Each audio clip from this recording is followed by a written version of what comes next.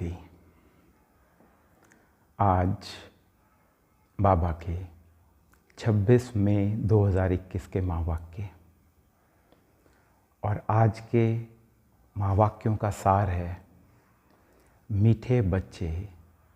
बाबा सदा ही हमें कैसा देखते हैं? मीठे बच्चे, क्योंकि हम ओरिजिनली हैं ही मीठे, अति मीठे हैं। मीठे बच्चे, निश्चय बुद्धि बन बाप की हर आज्ञा पर चलते रहो। निश्चय बुद्धि बन बाप की हर आज्ञा पर चलते रहो। हम सभी ब्राह्मण, हम सभी बाबा के बच्चे एक बहुत बड़े निश्चय पर चल रहे हैं, और वो निश्चय है कि हमें स्वयं भगवान आकर के पढ़ाते हैं। वो निश्चय है कि यह वाणी, यह मुरली किसी और की नहीं, अपितु स्वयं परमात्मा मेरे साथ बात कर रहे हैं। इससे बड़ा कोई और निश्चय नहीं है। तो बाबा ने कहा निश्चय बुद्धि बन। इस बात का निश्चय 100% होना चाहिए। निश्चय बुद्धि बन बाप की हर आज्ञा पर। जब हमें ये निश्चय होगा कि मुझे आज्ञा देने वाला कौन? वो शिव बाबा, ईश्वर, परमात्मा। निश्चय बुद्धि बन बाप की हर आज्ञा पर चलते रहो। आज्ञा पर चलने से ही श्रेष्ठ बनेंगे। द्वापर युग से क्या हुआ? द्वापर युग के बाद से क्या हुआ? बाबा का जो ज्ञान था वो लोप हो गया, खत्म हो गया, आत्मा भूल गई। रावण की मत पर चलते रहे, माया की मत पर चलते रहे, अपनी मत पर चलते रहे, गुरुओं की मत पर चलते रहे। क्या हुआ? श्रेष्ठ बने, गति हुई, दुर्गति हुई। क्या कहेंगे? दुर्गति हुई। तो बाबा ने कहा आज्ञा पर चलने से, यानी कि जो बाबा हमें श्रीमत देते हैं। श्रीमत कैसे मिलती है? इस मुरली के द्वारा। आज्ञा पर चलने से ही श्रेष्ठ बनेंगे। श्रेष्ठ अर्थात दैवी गुण वाले, देवता बनेंगे। प्रश्न, किन बच्चों को सच्चा सच्चा खुदाई खिदमतगार कहेंगे? किन बच्चों को सच्चा सच्चा खुदाई मतलब शिव बाबा की खिदमत अर्थात मददगार। खुदाई खिदमतगार, मदद करने वाला। किसकी? परमात्मा की मदद करने वाला कहेंगे। ऐसे भक्ति में भी हमने गीत गाए, तेरे द्वार खड़ा भगवान भगत भर दे रे झोली। अब सोचें, भगवान मेरे द्वार खड़ा होगा, भगवान दाता, दुनिया का पालक, मैं उसका बालक, और वो मेरे द्वार। तो इस समय का वो गायन है जब स्वयं शिव बाबा इस सृष्टि पर आते हैं और आ करके हमसे कहते हैं बच्चे मेरी मदद करो। कैसे मदद करो? वो बाबा उत्तर में बताएंगे। प्रश्न पुनः पढ़ता हूँ, किन बच्चों को सच्चा सच्चा खुदाई खिदमतगार कहेंगे?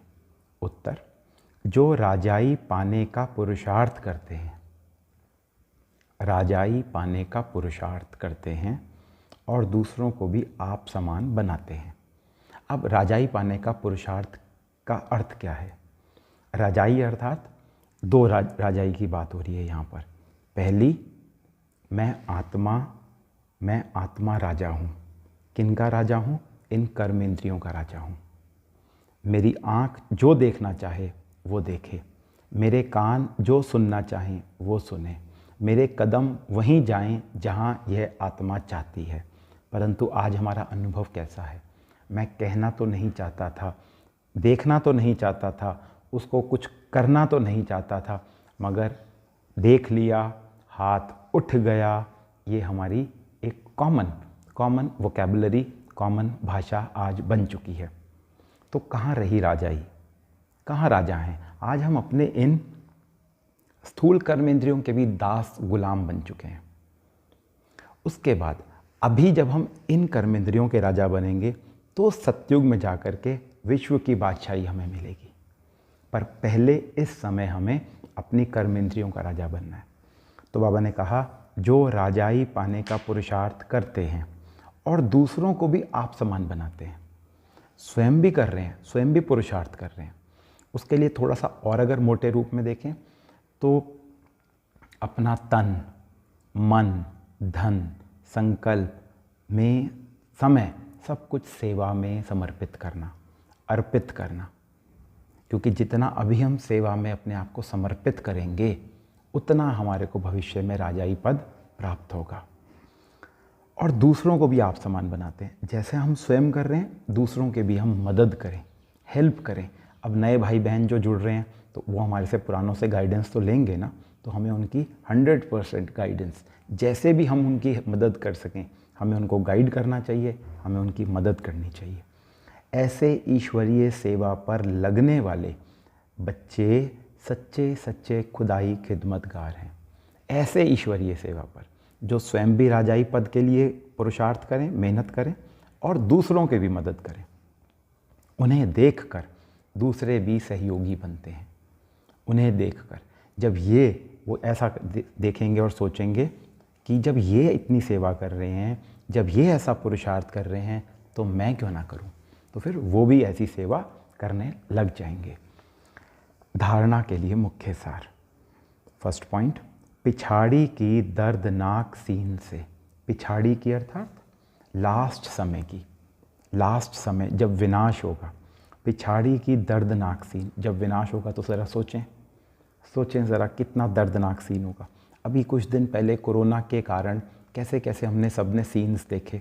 हॉस्पिटल्स की क्या कंडीशन थी। किसी का मन, किसी का हृदय ऐसा नहीं होगा जो अछूता रहा हो। पिछाड़ी की, अभी तो एक छोटा सा कोरोना ने सिर्फ एक फोर्स थी कोरोना की बीमारी। अभी तो पांचों, जब ये हमारे तत्व हैं, जब ये पांचों फुल फोर्स से आएंगे, अभी वो एक साइक्लोन आ रहा है आजकल में, तो कितनी टेंशन है। अभी एक एक तत्व आ रहे हैं और सोचिए जब पांचों इकट्ठे आएंगे तब क्या कंडीशन होगी। तो बाबा ने कहा पिछाड़ी की दर्दनाक सीन से, वह दुखों से छूटने के लिए। अब अगर हम चाहते हैं कि पिछाड़ी में ऐसा दर्दनाक सीन ना तो मैं देखूं, ना मेरे साथ घटित हो, तो बाबा ने कहा दर्दनाक सीन से वह दुखों से छूटने के लिए अभी से बाप की श्रीमत पर चलना है। कब से? अभी से। श्रीमत अर्थात जो बाबा हमारे को मुरलियों में डायरेक्शंस देते हैं। आप समान बनाने की सेवा श्रीमत पर करनी है। दूसरों को भी आप समान बनाना है, लेकिन कैसे? श्रीमत पर। जैसा बाबा डायरेक्शंस देते हैं वैसा, अपनी मत पर नहीं, मन मत पर नहीं कि मैं ऐसा समझता हूँ इसलिए आप ऐसा करें। नहीं, बाबा जैसा कहते हैं मैं वैसा कर रहा हूँ, आप भी ऐसा करें। सेकंड पॉइंट है, सर्विस में बाप का राइट हैंड बनना है। सर्विस अर्थात सेवा। हमें इस समय पूरे विश्व की सेवा करनी है। पूरे विश्व को शिव बाबा का मैसेज देना है कि शिव बाबा, ईश्वर, भगवान इस समय सृष्टि पर आए हुए हैं और पिछले 85 वर्षों से अपना कर्म, दिव्य कर्तव्य कर रहे हैं। हमें पूरे विश्व को ये संदेश देना है, हम बाबा के बच्चे, विश्व कल्याणकारी बच्चे हैं। सर्विस में बाप का राइट हैंड बनना है। राइट हैंड, क्योंकि राइट हैंड से हमारा कर्म कैसा होता है? एक्यूरेट भी होता है, ज़्यादा भी हम कर्म कर पाते हैं राइट हैंड से। आत्मा को खुश करने का रास्ता बताना है। इस समय आप सभी जो मुरली सुन रहे हैं, ज़रा सोचिए, चले जाइए अपने अंदर। प्रसन्नता हो रही है या नहीं हो रही है? हो रही है ना प्रसन्नता? ये बाबा की वाणी का कमाल है। भगवान की वाणी है ना, ईश्वरीय वाणी है, कमाल है। तो आत्मा प्रसन्न हो जाती है, आत्मा खुश हो जाती है। यही संदेश हमें औरों को देना है। इसके लिए बाबा ने कहा आत्मा को खुश करने का रास्ता बताना है कि दूसरी आत्माएं भी खुश हो जाएं। जो मुझे मिला मैं वो दूसरों के साथ बांटूं कि वो भी खुश हो जाएं। सबका कल्याण करना है, इसी में सबका कल्याण है। वरदान, सदा मर्यादाओं की लकीर के अंदर रहने की केयर करने वाले। सदा मर्यादाओं की लकीर के अंदर रहने की केयर करने वाले मर्यादा पुरुषोत्तम भव। जो बच्चे अपने आप को एक ही बाप अर्थात राम, जो बच्चे अपने आप को एक ही बाप शिव बाबा अर्थात राम। राम कौन है? त्रेता युग वाले राम की बात नहीं हो रही है यहाँ पर। 3 राम गाए हुए हैं, एक आत्मा राम, एक त्रेता युग वाले राम, और तीसरे राम सबके दिल को आराम देने वाला वो दिलाराम, वो भी राम है। जो बच्चे अपने आप को एक ही बाप अर्थात राम की सच्ची सीता समझकर, आत्मा कौन है? सीता, आत्मा के लिए बोला गया सीता, सच्ची सीता समझकर सदा मर्यादाओं की लकीर के अंदर रहते हैं। सीता को यही कहा गया था ना कि आपको इस लकीर के अंदर रहना है। लक्ष्मण ने एक लकीर खींची थी जिसको लक्ष्मण रेखा भी कहा जाता है। फिर क्या हुआ था? सीता ने क्या गलती की कि उसने वो जो लकीर थी उसको क्रॉस कर दिया, और जब वो क्रॉस हो गई तो रावण उसको उठा कर ले गया। इसी तरह से बाबा भी हमारे को मर्यादाओं की लकीर के अंदर रहने के लिए कह रहा है कि केयरफुल रहो, केयर करो कि आप बिल्कुल भी उस लकीर से बाहर ना निकलें।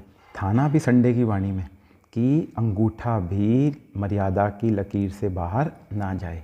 तो आज बाबा ने वही चीज़ दोबारा हमें पक्की करवाई कि जो बच्चे अपने आप को एक ही बाप अर्थात राम की सच्ची सीता समझकर सदा मर्यादाओं की लकीर के अंदर रहते हैं, अर्थात यह केयर करते हैं कि हम अंदर ही रहें, वह केयरफुल हुए सो चीयरफुल अर्थात हर्षित, प्रसन्न, चेयरफुल सदा स्वतः रहते हैं, स्वतः नेचुरली प्रसन्न रहेंगे। क्यों रहेंगे? क्योंकि मर्यादाओं की लकीर के अंदर है। सीता जैसी लकीर के बाहर गई तो प्रसन्न रही या दुखी हुई? परेशान हुई ना। क्यों? क्योंकि लकीर को क्रॉस किया। हम भी अगर बाबा ने जो हमारे को मर्यादाओं की लकीर बताई है उसके अगर हमने बाहर एक कदम भी निकाला, कदम कैसा? बुद्धि रूपी कदम। बुद्धि से अगर हमने उस लकीर को क्रॉस किया, हर्षित नहीं रह पाएंगे, चीयरफुल नहीं रह पाएंगे। तो सवेरे से रात तक के लिए जो भी मर्यादाएं मिली हुई हैं, सुबह अमृत वेले से लेकर के रात्रि सोने तक हम सब ब्राह्मण बच्चों को मर्यादाएं मिली हुई हैं। अमृत वेले हमें कैसे उठना है, बाबा को कैसे याद करना है, उसके बाद हमें मुरली क्लास नहाकर स्नान कर स्थूल स्नान करके, और उसके बाद कम से कम मैं यहाँ पर आप सभी को भी यही कहूँगा कि जब आप मुरली यूट्यूब पर ऑनलाइन भी सुनते हैं तो एटलीस्ट कम से कम 5 मिनट तो पहले अवश्य बाबा की याद में बैठें, आत्मा को धो दें। आत्मा का स्नान है योग। बाबा की जब किरणें पड़ेंगी मुझ आत्मा पर तो मेरी आत्मा नहा लेगी उसमें। उसके बाद ये पढ़ाई है। पढ़ाई के लिए जब बच्चे स्कूल में जाते हैं तो नहा कर जाते हैं ना, आत्मा को भी इसी तरह से नल्हा करके पहले आत्मा को नहलाइए, किसमें? बाबा की याद से, और फिर मुरली का अध्ययन। मुरली के बाद नाश्ता बाद में, मुरली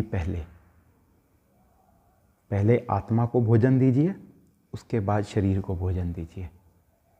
उसके बाद जो भी हमारा कार्य व्यवहार है, बिजनेस है, जॉब है, वो करनी है हमें, और भी कुशलता के साथ करनी है, परंतु यहाँ बाबा की याद रहे। वो भी श्रीमत के आधार पर करनी है। जो भी हम धन को अर्जित करें वो धन भी पवित्र धन हो। मेरे घर में 1 रुपया भी अपवित्रता का नहीं आना चाहिए। कैसे आएगा अपवित्रता का धन? अगर हमने किसी को दुख दिया, अगर हमने किसी के साथ झूठ बोला, धन तो आ गया लेकिन कैसा आया? तो ये है हमारी मर्यादाएं सारे दिन की। फिर ट्रैफिक कंट्रोल, एटलीस्ट जो 5 ट्रैफिक कंट्रोल्स हैं हमारे, उनको ज़रूर करना रात को सोते तक। ये नहीं कि सोने के टाइम हो गया उस टाइम हम टीवी देख रहे हैं और फिर सो रहे हैं। तो इसके बारे में कभी विस्तृत रूप से आपको ज़रूर बताएंगे, हमारी मर्यादाएं जो पूरे दिन की हैं। अभी बाबा ने हमें कहा तो सवेरे से रात तक के लिए जो भी मर्यादाएं मिली हुई हैं उनकी स्पष्ट नॉलेज क्लियर होनी चाहिए कि क्या मर्यादाएं हैं।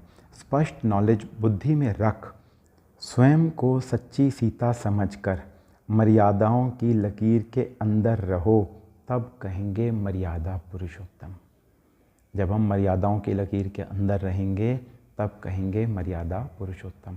देवताओं के लिए कहा जाता है ना, सर्वगुण संपन्न, 16 कला संपूर्ण, संपूर्ण निर्विकारी, मर्यादा पुरुषोत्तम और अहिंसा परमो धर्म। तो ये जो 5 विशेषताएं हैं, 5 उनकी डिग्रीज़ हैं, उनमें से एक क्या है? मर्यादा पुरुषोत्तम। तो मर्यादा पुरुषोत्तम हमें बनना यही है, तब जा कर के वो डिग्री हमारे को सतयुग में प्राप्त होगी। स्लोगन, सेवा की अति में नहीं जाओ, सेवा और स्व पुरुषार्थ का बैलेंस रखो। ऐसा ना हो कि हम सुबह से शाम तक सेवा सेवा सेवा में लगे हुए हैं। स्व पुरुषार्थ, आत्मा के लिए पुरुषार्थ भी करना है, बाबा को याद भी करना है, ये ज्ञान मुरली भी पढ़नी है, सुननी है, और सबसे ज़्यादा इम्पॉर्टेंट, पढ़ने और सुनने के बाद इसका चिंतन करना है। बाबा ने जो ये बोला, कहा, महावाक्य उच्चारित किए, क्यों? बाबा ने मेरे को ऐसा क्यों कहा? इसका अर्थ क्या है? उसका डीप मीनिंग। सिर्फ सूचना तक नहीं कि आज हमारे को मुरली से क्या क्या सूचनाएं मिली। अगर सिर्फ सुनकर छोड़ देंगे तो समझिए सिर्फ हमने सूचना प्राप्त की, आज बाबा ने ये हमारे को सूचनाएं दी। लेकिन जब तक उसका डीप मीनिंग नहीं हम समझेंगे कि इसका अर्थ क्या है, इसका अर्थ क्या है, तब तक ये यथार्थ रूप से मुरली सुनना, मुरली पढ़ना नहीं होगा। तो उसके लिए मनन और चिंतन बहुत आवश्यक है। इससे आत्मा की उन्नति होती है। इसके लिए बाबा ने कहा सेवा करनी है, और स्वपुरुषार्थ, ये है स्वपुरुषार्थ। ये किसी को दिखाई नहीं देगा। ये मैं अकेला बैठूंगा, अकेले कमरे में बैठूंगा, छत पर जाकर बैठ जाऊं, किसी लॉन में जाकर बैठ जाऊं, एकांत में बिल्कुल, और वहाँ पे बैठ कर के मुरली हाथ में हो और पढ़ रहा हूँ, और मुरली बंद कर दी, आंख बंद करके सोच रहा हूँ, इसका क्या अर्थ हो सकता है? तब आप देखेंगे कि आप कितनी गहराई में जाएंगे, कितने अनुभव के मोती निकाल करके लाएंगे। अनुभव करके देखिए। सेवा की अति में नहीं जाओ, सेवा और स्व पुरुषार्थ का बैलेंस रखो। बैलेंस होना चाहिए, सेवा भी हो, स्व पुरुषार्थ भी हो। ओम।